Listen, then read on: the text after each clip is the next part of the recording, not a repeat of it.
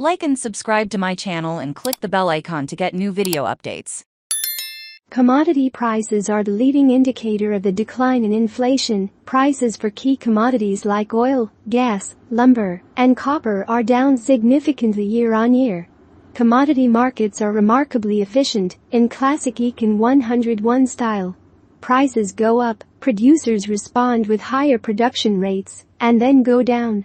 Prices. A look back at recent history makes it clear why commodities are notorious for their cyclicality. Prior to the onset of the COVID pandemic, the global economy was stable, relatively healthy, and, importantly, supply and demand for most commodities was stable and broadly balanced. Consumption rates were stable, and commodity producers were, on the whole, meeting demands through efficient and well-planned increases in production.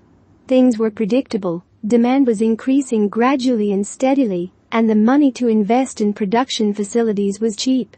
Producers could fairly accurately predict how much they had to produce and how they have been able to expand their production over time, just enough to keep up with demand. First, restrictions on movement and labor seemed to instantly crush demand for most core commodities. In many cases, manufacturers were forced to quickly scale back production as they relied heavily on globalization and just-in-time delivery from the point of production to the point of consumption. There was simply no place to store surplus production for which there was reduced demand.